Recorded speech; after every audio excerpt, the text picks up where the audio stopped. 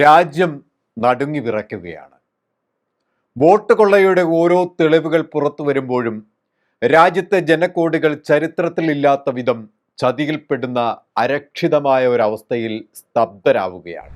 രാജ്യത്തിന്റെ ആണിക്കല്ലായ ഒരു സംവിധാനം, ഗാന്ധിജി അടക്കമുള്ള ഇന്ത്യയെ പടുത്തുയർത്താൻ സമരോത്സുകമായ സഹന സമരങ്ങളിലൂടെ ദീർഘവീക്ഷികളായ ദേശസ്നേഹികളായ പൂർവ്വസൂരികളുടെ ജീവത്യാഗത്തിലൂടെ ബ്രിട്ടീഷ് കരാളഹസ്തങ്ങളെ പിഴുതെറിഞ്ഞു നേടിയെടുത്ത സ്വാതന്ത്ര്യത്തിലൂടെ 1947 ജവഹർലാൽ നെഹ്റു ഇന്ത്യയെ നയിക്കാൻ പ്രധാനമന്ത്രി പദത്തിലേറി. അംബേദ്കർ ലോകം ചുറ്റി രാപ്പകലുകൾ തപസ്സിരുന്ന് ഏറ്റവും ഉദാത്തമായ ഭരണഘടന നിർമ്മിച്ച് ഒരു റിപ്പബ്ലിക്കൻ സംവിധാനത്തിലേക്ക് രാജ്യത്തെ ഭരണഘടനാപരമായ ഉന്നതിയിൽ എത്തിച്ചു. ലോകം വാഴ്ത്തുന്ന തരത്തിലേക്ക് ജനാധിപത്യ പ്രക്രിയാ സംവിധാനം വളർത്തി തിരഞ്ഞെടുപ്പിലൂടെ കറകളഞ്ഞ ഒരു ഭരണ സംവിധാനം ഇന്ത്യയുടെ നട്ടെല്ലാക്കി.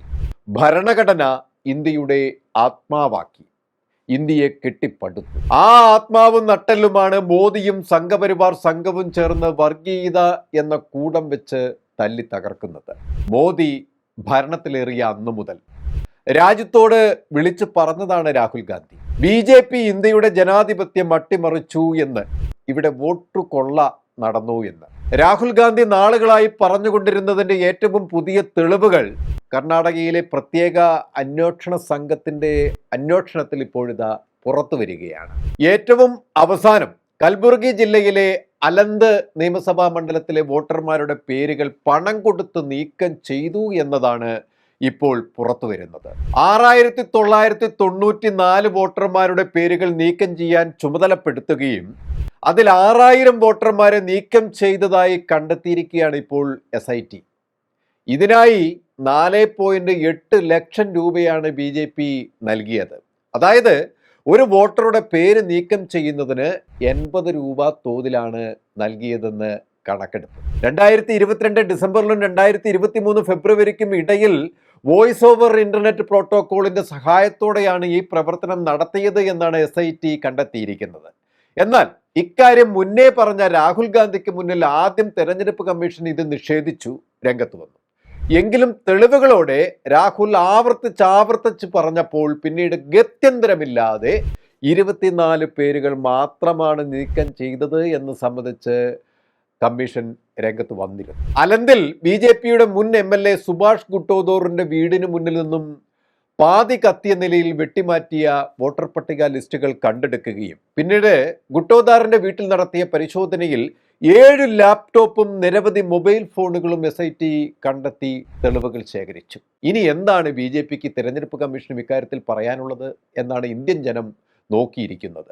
ഒന്നിന് പുറകെ ഒന്നായി രാജ്യത്തിന്റെ വിവിധ കോണുകളിൽ വോട്ട് വെട്ടിമാറ്റലും വോട്ട് കൂട്ടിച്ചേർക്കലും തെളിവോടുകൂടി പുറത്തു വരുന്ന സാഹചര്യത്തിലാണ് മഹാരാഷ്ട്ര, കർണാടക, ഗുജറാത്ത്, ഉത്തർപ്രദേശ്, ഒറീസ, കേരളം തുടങ്ങി BJP ജയിച്ചു എന്ന് അവകാശപ്പെടുന്ന സംസ്ഥാനങ്ങളിലൊക്കെ വോട്ട് കൊള്ളയുടെ നേർ തെളിവുകൾ തെളിയുന്നത്. ഈ വോട്ട് കൊള്ള നടന്നില്ലായിരുന്നുവെങ്കിൽ BJPക്ക് ഒരു മൂന്നാം ഊഴം ഒരിക്കലും സാധ്യമാകില്ലായിരുന്നു എന്ന് ഓർക്കണം.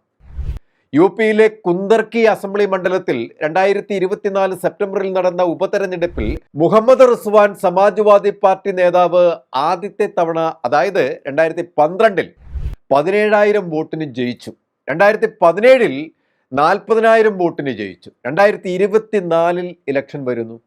കഴിഞ്ഞ 2 തവണയും BJPയുടെ സ്ഥാനാർത്ഥിയായി നിന്ന് തോറ്റ ആൾ 2024 ഉപതെരഞ്ഞെടുപ്പിൽ വൻ ഭൂരിപക്ഷത്തിൽ ജയിക്കുന്നു.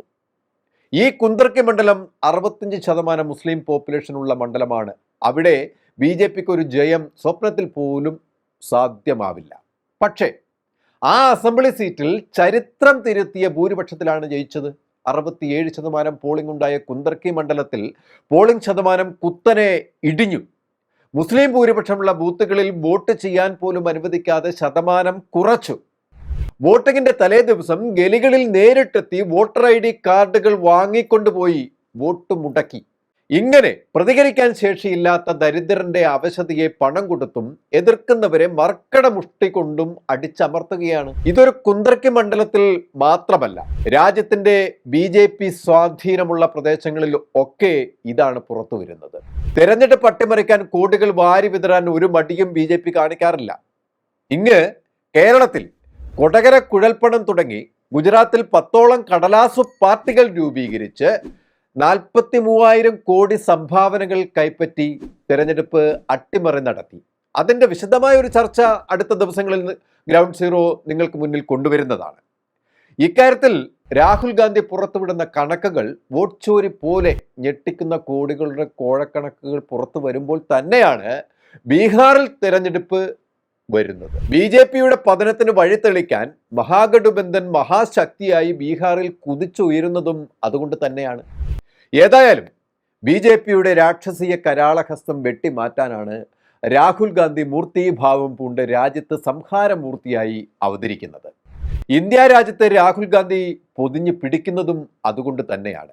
അങ്ങനെ നിൽക്കുമ്പോഴാണ് രാഹുൽ ഗാന്ധി എന്നും ഓരോ ഇന്ത്യക്കാരൻ്റെയും അഭിമാനമായി വളർന്നു വരുന്നത്. ഇന്ത്യയുടെ ചുക്കാൻ പിടിക്കാൻ രാഹുൽ ഗാന്ധി സന്നദ്ധനാണ്. അല്ലെങ്കിൽ ഈ വരുന്ന ജനക്കൂട്ടം മുഴുവൻ രാഹുൽ ഗാന്ധിയിലേക്ക് ഇന്ത്യയെ ഏൽപ്പിച്ചു കൊടുക്കുകയാണ്. കൂടുതൽ വാർത്തകൾക്കും വിശേഷങ്ങൾക്കും ഞങ്ങളുടെ channel like, share and subscribe ചെയ്യുക. കൂടാതെ സബ്സ്ക്രൈബ് ബട്ടണിലെ ബെൽ ഐക്കൺ എനേബിൾ ചെയ്യാനും മറക്കരുത്.